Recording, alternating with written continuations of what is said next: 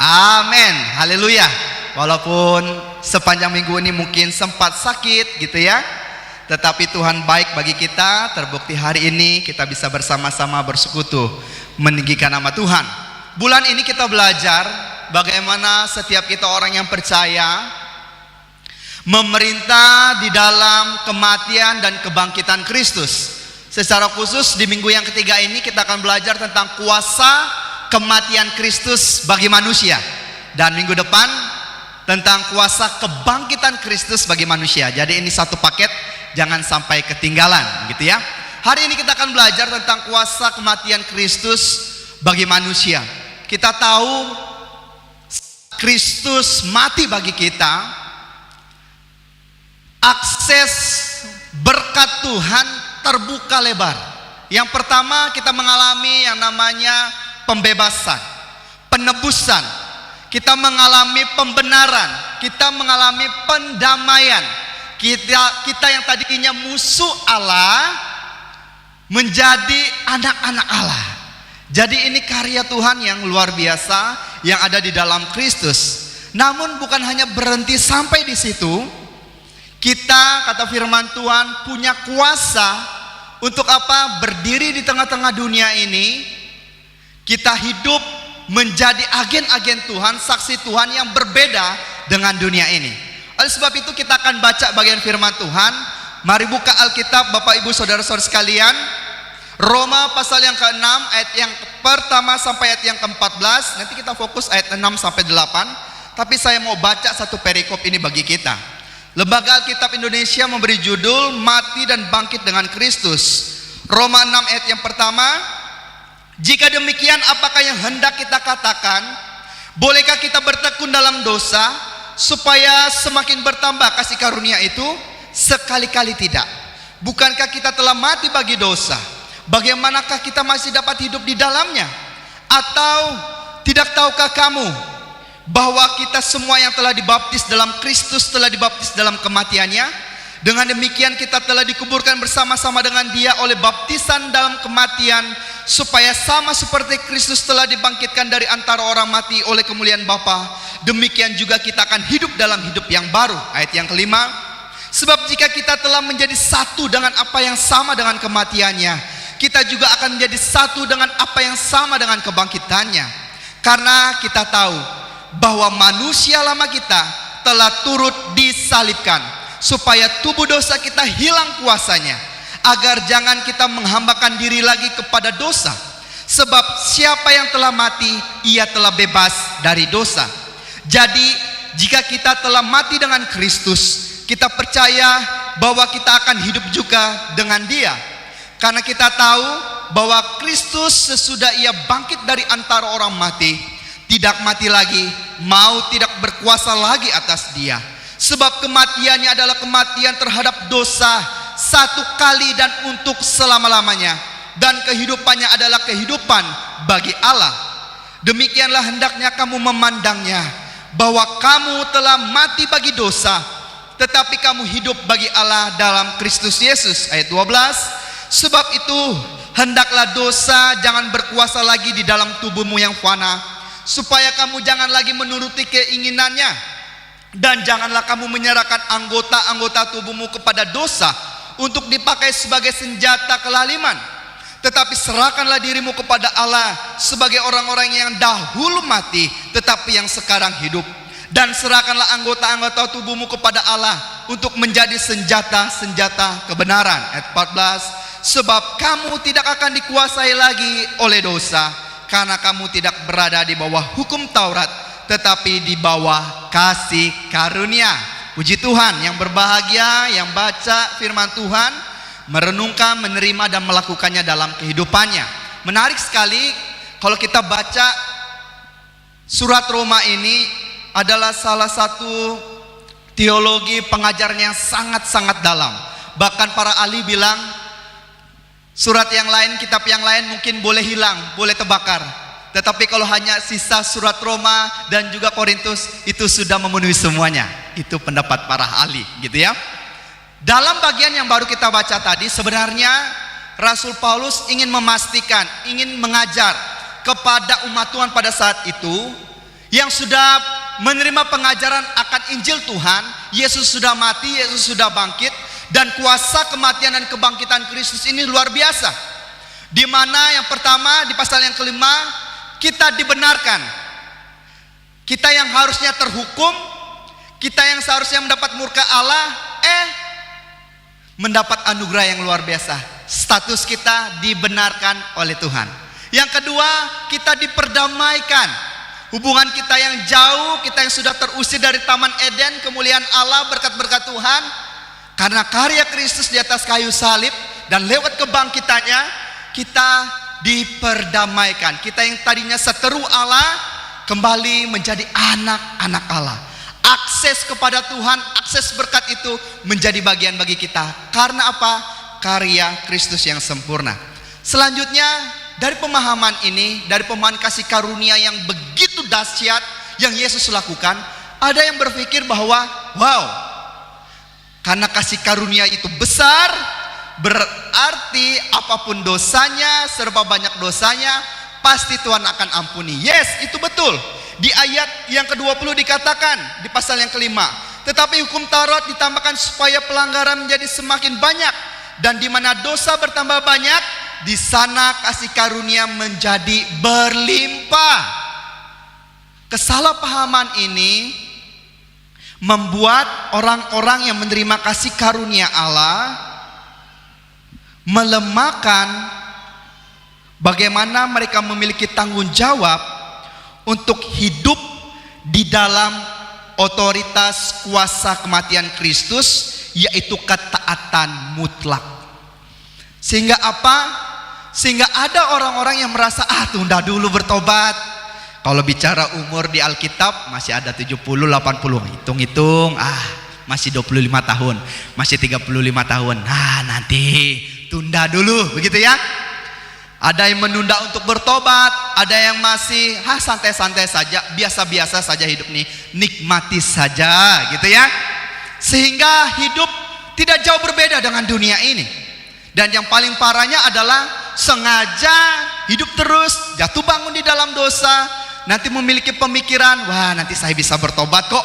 Kasih karunia Allah begitu berlimpah. Di mana dosa semakin banyak, kasih karunia semakin berlimpah-limpah. Ingat, Rasul Paulus mengingatkan tadi di ayat yang pertama, bagaimana mungkin kita bertekun di dalam dosa kalau kasih karunia itu berlimpah atas kita. Makanya dikatakan, fokus kita ayat ini 6 dan 8, karena kita tahu bahwa manusia lama kita telah turut disalibkan supaya tubuh dosa kita hilang kuasanya, ya, agar jangan kita menghambakan diri lagi kepada dosa. Sebab siapa yang telah mati, ia telah bebas dari dosa. Jadi jika kita telah mati dengan Kristus, kita percaya bahwa kita akan hidup juga dengan Dia. Jadi ayat ini mengingatkan setiap kita yang punya pemahaman, punya pemikiran, nggak apa-apa, saya kan manusia yang lemah, manusia yang penuh dengan keterbatasan, kesempurnaannya milik Allah yang Maha Esa, katanya gitu ya. Tetapi orang yang sudah ditebus Kristus memiliki panggilan khusus, memiliki satu kuasa yang berbeda dengan dunia ini. Apa itu? Tidak lagi hidup di dalam dosa. Kita sudah dengar minggu lalu, orang yang lahir dari Allah, benih Allah ada di dalam hidupnya, dan dia tidak sanggup lagi, tidak mampu lagi untuk terus menerus hidup di dalam dosanya.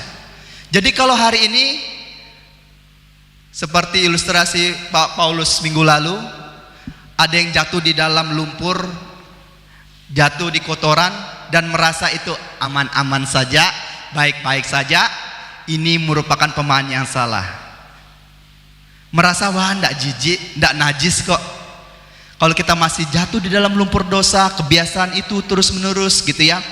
Katanya Kristen bertahun-tahun, tapi kita punya temperamen yang keras, yang tidak mau bisa berhubungan dengan orang lain, tidak mau berkoordinasi dengan yang lain, susah dengan orang lain begitu ya. Kita masih simpan akar pahit, kita masih punya perkataan-perkataan yang kotor, perkataan-perkataan yang melemahkan, yang merendahkan orang lain, pikiran-pikiran yang cabul. berarti kita salah memahami kasih karunia Tuhan. Itulah sebabnya hari ini kita mau diingatkan, kita mau belajar, saya dan kita semua, kuasa kematian Kristus memampukan kita untuk berdiri di tengah-tengah dunia ini, berani katakan tidak terhadap dosa, terhadap setiap godaan, dan kita menjadi saksinya, agen-agennya di tengah-tengah dunia ini. Bapak Ibu jemaat Tuhan yang Tuhan Yesus berkati, banyak orang Kristen memahami bahwa Yesus mati untuk mengampuni dosa dan berhenti hanya sampai di situ. Sehingga alasannya, saya masih tidak berdaya begitu ya. Pada akhirnya hidup terus di dalam dosa dan menganggap kekristenan hanya soal nanti masuk surga. Nanti akan masuk surga. Padahal salib bukan hanya tentang pengampunan, tetapi juga tentang apa? Kuasa.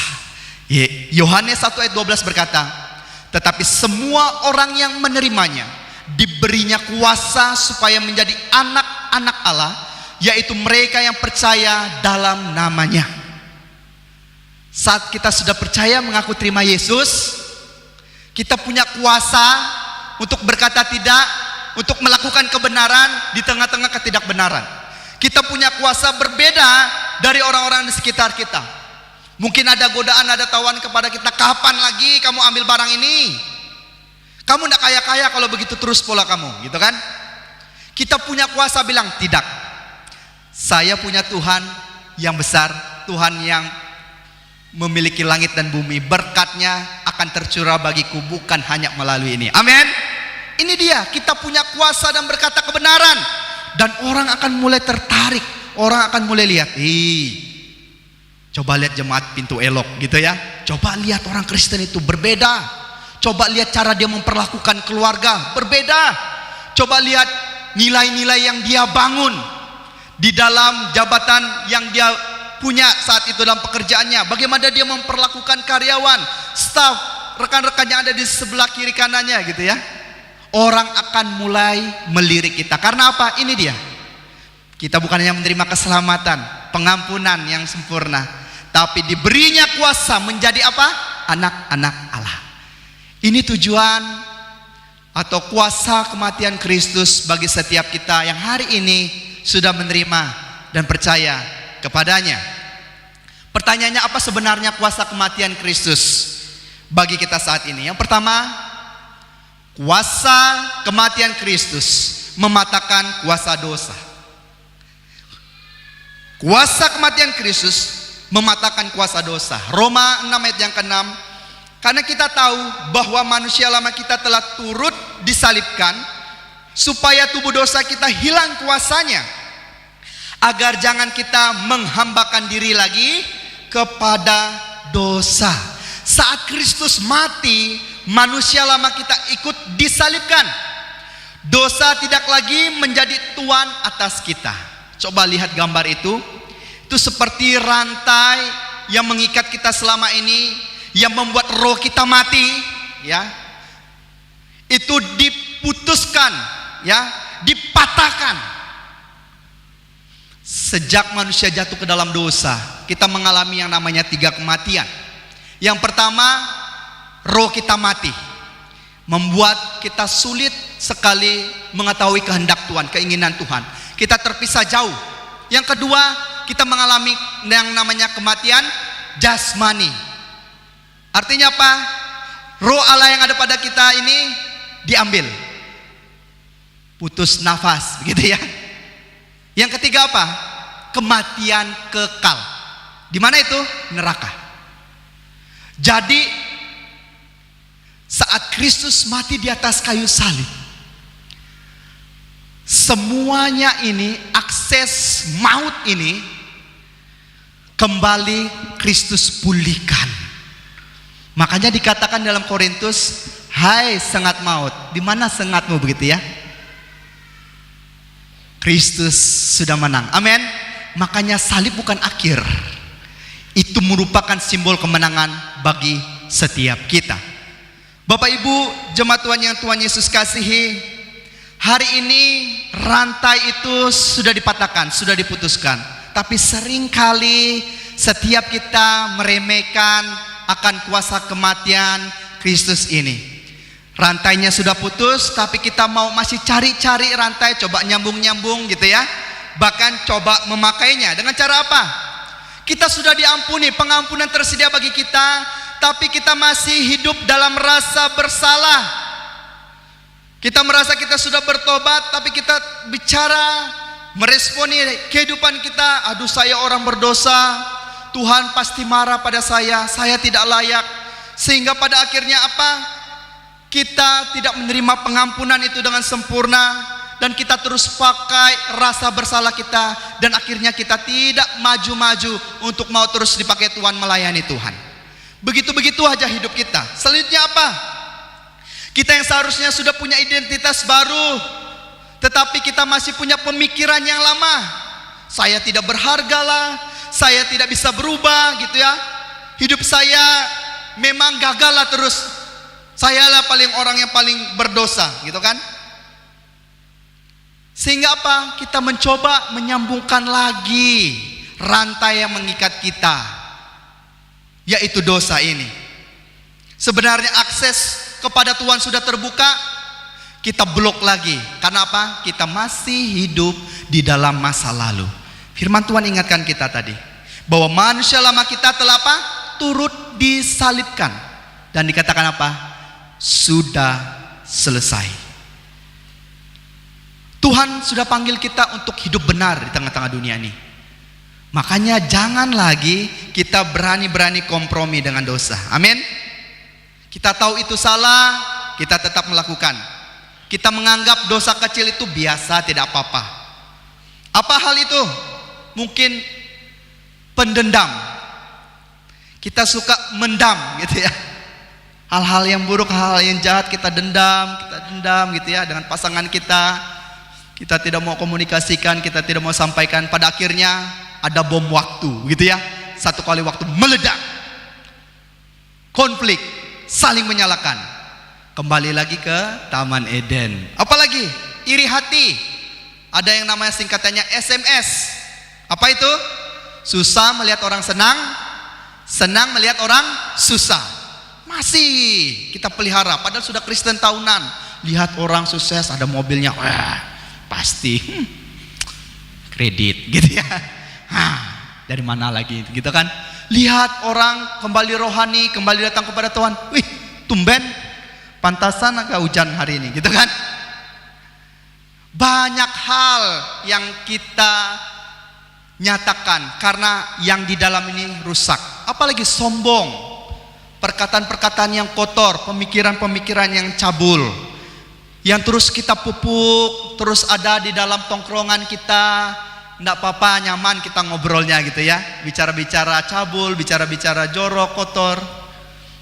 Ini membuktikan apa? Kuasa kematian Kristus belum sungguh-sungguh masuk di dalam hati dan pikiran kita. Makanya firman Tuhan ingatkan kita, Yohanes 8:36. Jadi apabila anak itu, yaitu Yesus itu memerdekakan kamu, kamu pun benar-benar merdeka. Kabar baiknya, Yesus sudah mati bagi kita. Dia sudah memerdekakan kita dari semua perbuatan-perbuatan najis itu. Jangan lagi mau dihinakan, bahkan hidup di dalam perbuatan-perbuatan itu. Amin. Kolose 2 ayat 14-15 berkata, dengan menghapuskan surat hutang yang oleh ketentuan-ketentuan hukum mendakwa dan mengancam kita, itu kerjanya iblis ya. Dan itu ditiadakannya dengan memakukannya pada kayu salib. Ia telah melucuti pemerintah-pemerintah dan penguasa-penguasa dan menjadikan mereka tontonan umum dalam kemenangannya atas mereka. Saat kita digoda, saat kita mulai diusik sama kawan-kawan lama kita gitu ya, wih lihat kau sudah kayak Pak Pendeta kau nih gitu kan. Itu cara-cara iblis untuk melemahkan kita. Banyak cara iblis untuk menjatuhkan kita. Ingat, kemana kau mau pelayanan? Gimana kau mau jadi pemimpin? Kau tuh pendosa, kau tuh hancur dulu. Siapa yang tidak tahu kau tuh satu kampung gitu kan? Tapi saat kita merendahkan diri, kita datang kepada salib Tuhan. Tuhan, saya orang yang membutuhkan kasih karunia itu. Saya membutuhkan pemulihan itu. Saya membutuhkan pengampunan itu. Saat kita datang dengan kerendahan hati mengaku di hadapan Tuhan dan kita bertobat dan kita berbalik dengan sungguh-sungguh, kita mengalami kuasa kematian itu, saat iblis, saat orang-orang sekitar kita mendakwa kita, menuntut kita gitu ya, dengan manusia lama kita, kebiasaan lama kita berkata, yes, itu saya dulu. Tapi hari ini Yesus sudah tebus dan saya mau hidup untuk Tuhan. Amin. Hari ini kita harus berkata demikian. Karena jangan kita menjadi kekristenan yang hanya menantikan surga nanti. Ingat, kita masih injak dunia ini, bumi ini hari ini. Berarti ada kepentingan Tuhan bagi setiap kita yang hidup saat ini. Untuk apa? Menyatakan tentang kematian dan kebangkitannya. Dimulai dari apa? Hal sederhana. Dalam rumah tangga kita, kita menunjukkan nilai-nilai kerajaan Allah. Kasih Tuhan terhadap pasangan kita, terhadap keluarga kita, di tempat kita bekerja, di gereja, di komunitas di mana Tuhan utus kita, dimanapun.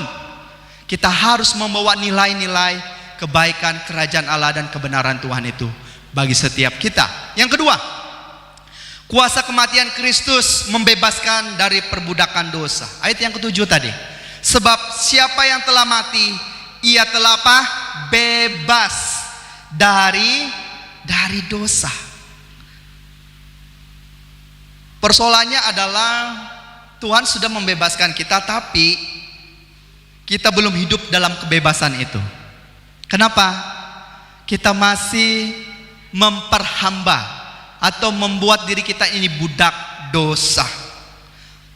Padahal yang pertama tadi rantai sudah diputus, kuasa Tuhan sudah membebaskan kita, tetapi kita masih menghambakan diri kita dengan dosa. Ayat ini pakai seperti logika hukum begitu ya. Bayangkan seorang budak yang sudah mati, jadi majikannya tidak bisa suruh-suruh dia lagi. Kenapa? Ya karena orang mati sudah lepas dari kuasa majikannya. Begitu pula dengan dosa. Ya, seperti mungkin kita pernah bekerja dan ada atasan kita, bos kita lah begitu ya. Tapi kita sudah resign. Dan satu kali waktu bos telepon lagi. "Hey, bisa datang sini enggak?" Bisa datang gitu ya. Dan dia perintah kita seperti kita kerja dulu. Kita punya pilihan untuk melakukan atau tidak. Betul? Kan sudah tidak ada lagi ikatan gitu ya. Hari ini kita pun bisa mengatakan itu kepada dosa, kepada perbuatan-perbuatan yang buruk, kebiasaan-kebiasaan yang buruk yang mengikat kita sampai hari ini. Kita memuji Tuhan, kita beribadah, tetapi di luar sana kita sama dengan dunia ini. Kita mampu berbeda dengan dunia ini kalau kita benar-benar masuk di dalam kuasa kematian Kristus yang sudah membebaskan kita dari perbudakan dosa. Kita sudah bebas sehingga kita tidak boleh lagi mengulang-ulang dosa yang sama. Jangan kita berdiri atau membenarkan diri dari perkataan ini. Saya ini memang orangnya begini. Saya ini memang terlahir orang yang temperamen begitu ya. Saya ini memang orangnya yang tidak peduli dengan orang lain. Sulit saya ini orangnya cuek. Orang yang sudah di dalam Kristus, Alkitab mencatat ada Roh Kudus di dalam dirinya, dan buah-buah roh itu pasti muncul di dalam kehidupannya. Amin. Berarti ada yang salah dengan Yesus yang mana itu? Kalau kita masih memelihara satu tabiat-tabiat yang buruk yang sama dengan dunia ini. Oleh sebab itu kita tidak lagi diperbudak oleh dosa. Jangan membuat diri kita masih diperbudak oleh dosa dan kebiasaan-kebiasaan yang buruk. Muncul lewat kata-kata kita yang menyakitkan orang di sekitar kita, muncul lewat pikiran-pikiran kita yang timbul dari iri hati, amarah, dendam ya. Muncul dari perbuatan-perbuatan kita yang kasar kepada orang di sekitar kita. Firman Tuhan mengingatkan kita supaya kita sungguh-sungguh merdeka. Kristus telah memerdekakan kita. Karena itu berdirilah teguh berdasarkan apa yang Tuhan Yesus sudah buat. Dan jangan mau lagi dikenakan apa? Kuk perhambaan. Jangan lagi mau dicap oleh iblis. Jangan lagi mau dicap oleh teman-teman lama yang bilang, kamu tuh dulu mantap kalau putar gelas gitu kan. Kalau kita sudah mati ya matilah, jangan lagi bangun. Artinya apa? Jangan lagi kita mau dikenakan kuk perhambaan, dicap lagi oleh iblis. Kamu punya saya, begitu ya? Jangan. Karena Kristus sudah menebus kita. 1 Petrus 2 ayat 24 berkata, Ia sendiri telah memikul dosa kita di dalam tubuhnya di kayu salib, supaya kita yang telah mati terhadap dosa pada akhirnya hidup untuk kebenaran. Saat kita betul-betul sungguh mati terhadap dosa, kita dimampukan Allah, dimampukan Kristus untuk hidup dalam kebenaran. Amin. Kita dimampukan untuk bisa berkorban, untuk melepaskan pengampunan, untuk bisa menderita, melayani. Itu bisa kalau kita betul-betul mati terhadap dosa dan kita terus terhubung dengan Tuhan. Masalahnya hari ini orang-orang yang berdiri di balik perkataan inilah saya Pak, manusia yang lemah, itu karena apa? Tidak sungguh-sungguh mau mempercayakan dirinya kepada Tuhan. Terbukti dari apa? Tidak mau sungguh-sungguh beribadah, berhubungan dengan Tuhan dengan intens, sungguh-sungguh membangun hubungan dengan persekutuan orang percaya. Sehingga apa? Masih dikuasai dengan kebiasaan-kebiasaan tabiat lama di dalam kehidupannya. Makanya Mazmur 1 ayat 1 bilang apa? Berbahagialah orang yang tidak berjalan menurut nasihat orang fasik, yang tidak berdiri di jalan orang berdosa, dan yang tidak duduk dalam kumpulan pencemooh. Saat kita sungguh-sungguh hidup di dalam kuasa kematian Kristus, kita bisa membedakan mana yang tidak baik dan mana yang baik buat kita. Pertanyaannya saat ini, apa dosa yang paling masih berulang-ulang kita lakukan, masih memperbudak kita sampai hari ini? Dan kita bergumul dengan hal itu. Apa itu? Jangan lama-lama. Ingat, itu kotoran. Segera bersihkan, segera pulihkan. Dengan apa? Dengan darah Yesus. Yang ketiga, kuasa kematian Kristus memberi hidup yang baru. Saat Dia mematahkan kuasa dosa, membebaskan dari budak dosa, Tuhan bukan memperbaiki kita, Dia mengubahkan kita. Makanya Tuhan Yesus bilang sama Nikodemus, kalau kamu tidak dilahirkan kembali, kamu tidak akan bisa melihat kerajaan Allah. Hari ini setiap kita yang sudah mendengar tentang Yesus mati, Yesus bangkit, tapi kita tidak dilahirkan baru, hati kita taruh kepada Tuhan, serahkan kepada Tuhan.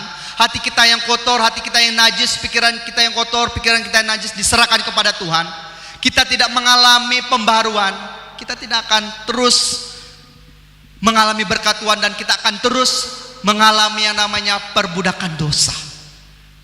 Jadi kuasa kematian Kristus itu memberi hidup yang baru.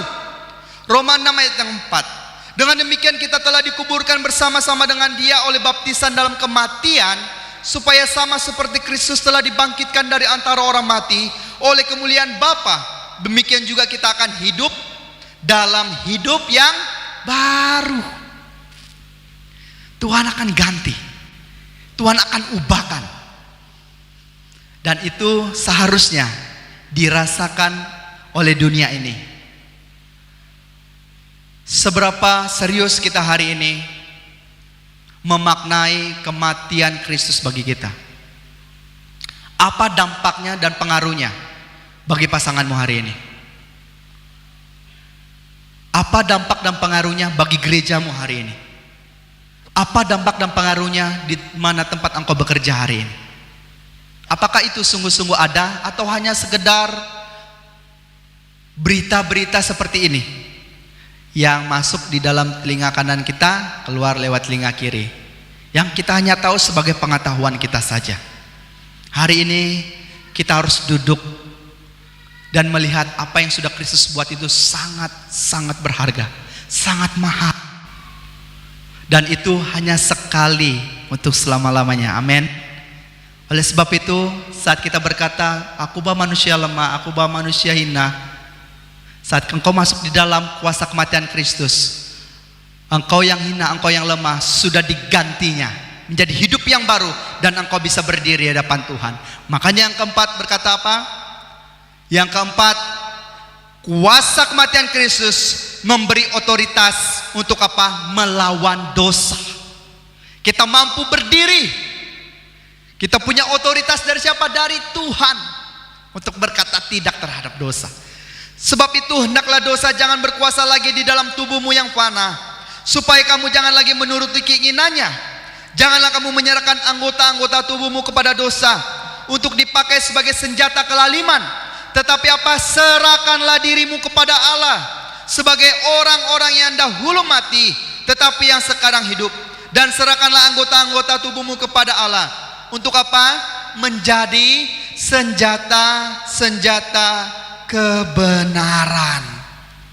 Kita punya otoritas untuk menjadi alat kebenaran Tuhan. Pertanyaannya, kita ini menjadi alat kebenaran hari ini atau masih menjadi alat dosa yang tuannya adalah iblis dan antek-anteknya, gitu ya.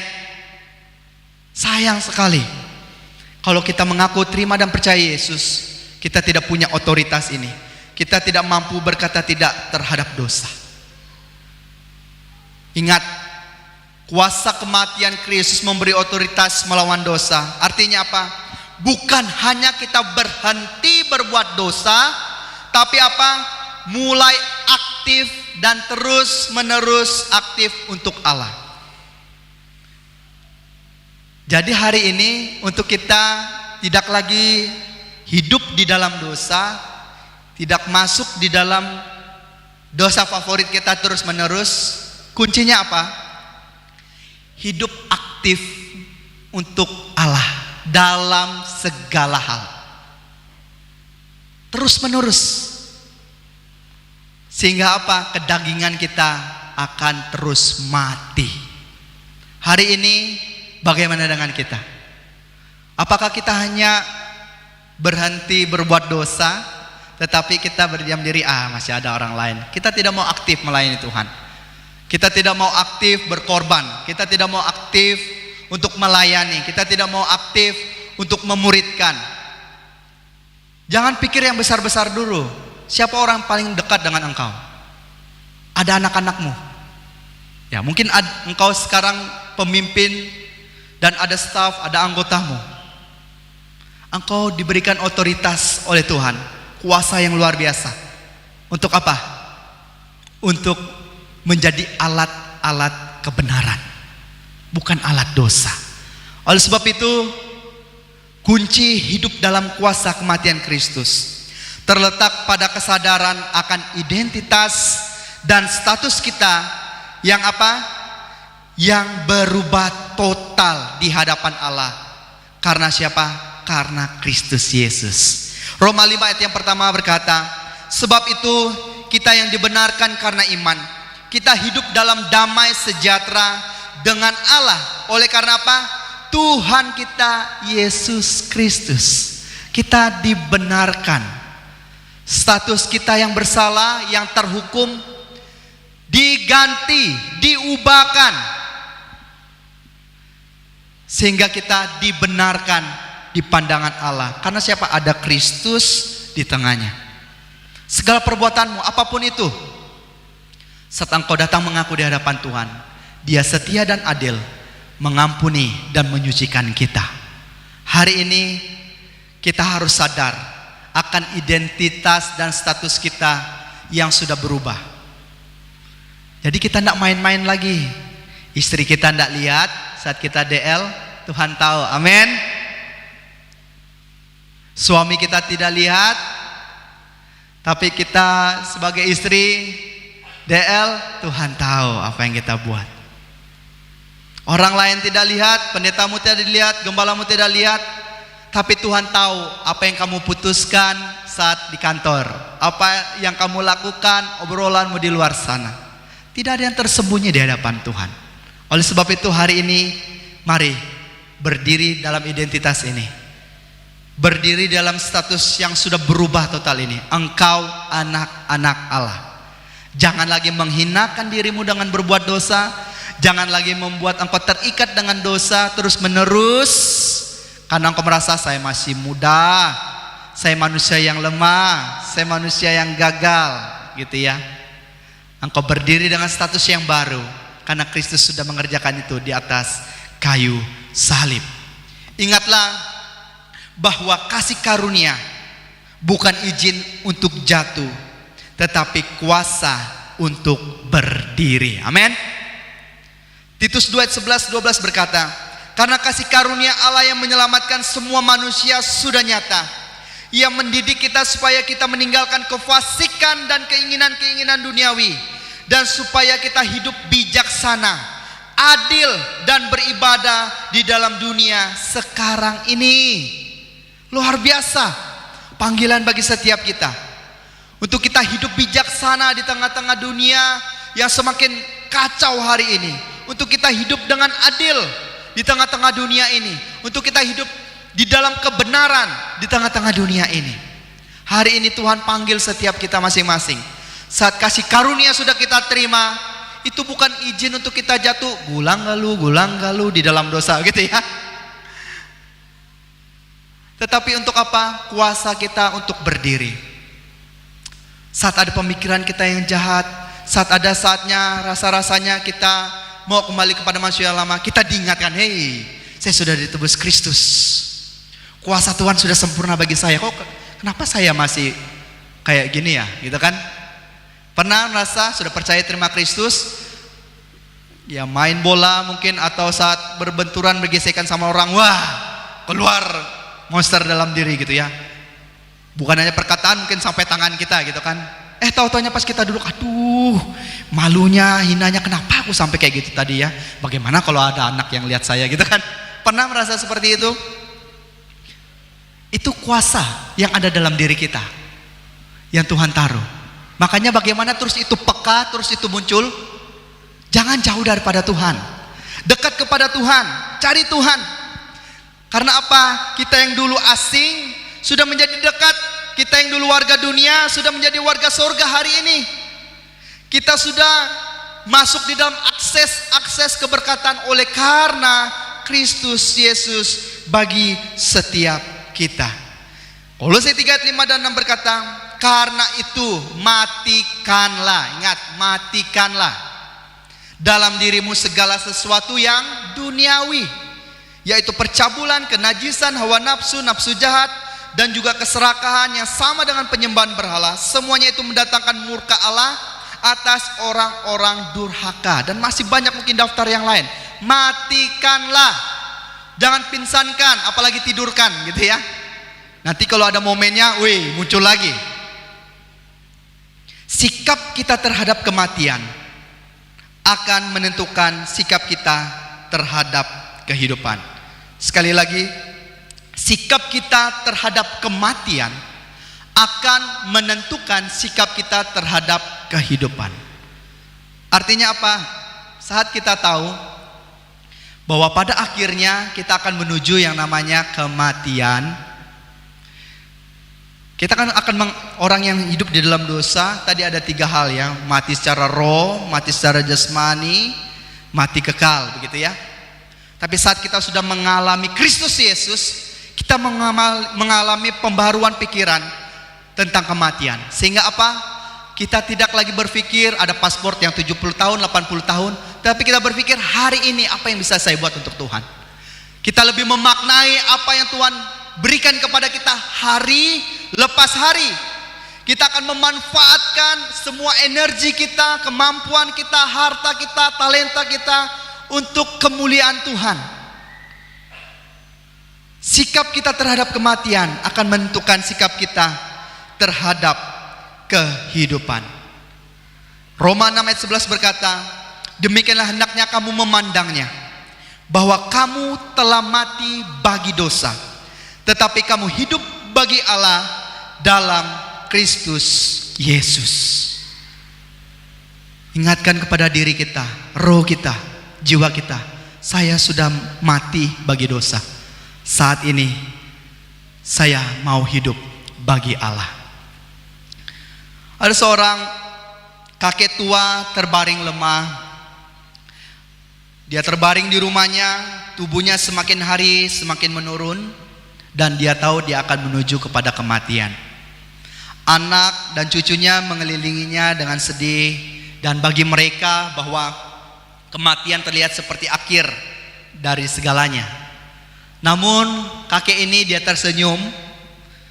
Dia memegang tangan cucu-cucunya dan berkata pelan, "Jangan takut. Kakek tidak sedang menuju akhir. Kakek sedang pulang." Cucunya bertanya dengan mata berkaca dan bilang, "Memang kakek tidak takut? Kakek akan meninggalkan dunia ini." Ia menjawab, "Dulu kakek takut. Tapi sejak tahu bahwa Kristus mati dan bangkit, kakek tahu bahwa kematian bukan akhir." Beberapa saat sebelum ia mengembuskan nafas terakhir, dia kembali berbisik, "Yesus, aku datang." Dan ia pergi dengan damai. Di tengah tangisan keluarga, ada satu hal yang berbeda saat itu, yang rasanya kalau kita berpisah dengan orang yang kita kasih untuk selamanya, kita histeris gitu ya, kita menangis. Tetapi karena perkataan kakeknya, kakek sedang pulang dan berkata, "Yesus, aku datang." Bukan lagi keputusasaan yang terjadi di tengah-tengah keluarga itu, tetapi pengharapan. Apa pesannya bagi kita hari ini? Bagi dunia, kematian mungkin adalah titik, artinya akhir. Tetapi bagi orang percaya, kematian itu hanya koma. Karena apa? Saat kita tutup mata di bumi ini, kita akan buka mata di kekekalan. Pertanyaannya, di kekekalan yang mana kita buka mata? Bersama dengan Allah atau terpisah dengan Allah? Keputusan itu berlaku saat masih ada nafas di dalam hidup kita. Hari ini saat kita memandang kematian dengan salib dan kebangkitan Kristus, kita memiliki sikap yang berbeda dalam kehidupan ini. Makanya ucapan-ucapan kita kalau berduka cita, dipanggil Tuhan gitu ya, meninggalkan dunia ini gitu kan, kembali kepada pangkuan Bapa di sorga. Dan di sini seharusnya perkataan iman kita, "Yesus, aku datang." Hari ini saya tidak tahu apa yang membuat kita begitu takut, apa yang membuat kita masih hidup terus-menerus di dalam dosa. Mungkin ada yang salah dengan pemahaman ini. Seperti orang-orang di Roma pada saat itu, menganggap kasih karunia Tuhan berlimpah, sehingga apa? Buat dosa sebanyak apapun pasti Tuhan akan ampuni. Yes, tapi terus menerus hidup di dalam dosa dan tidak mau sungguh-sungguh menetapkan diri hidup untuk Allah. Kalau hari ini Kristus berdiri kepada kita dan dia katakan, "Hari ini anakku, aku sudah mati bagimu. Apakah engkau mau hidup bagiku?" Kematian Kristus bukan hanya mengubah masa depan kita, tetapi apa? Mengubah siapa kita hari ini. Siapa kita hari ini? Oleh karena kematian dan kebangkitan Kristus. Apakah masih Gio yang lama? Atau sudah menjadi Gio yang sudah dibaharui? Coba pikirkan dan renungkan. Saat Yesus berdiri di hadapanmu saat ini, engkau sudah mendengar berita ini berulang-ulang kali. Aku Yesus 2000 tahun lebih yang lalu sudah mati untukmu. Sekarang maukah kamu hidup untukku? Respon kita akan sangat dipengaruhi bagaimana kita mengerti, memahami, memaknai kematian Kristus bagi setiap kita.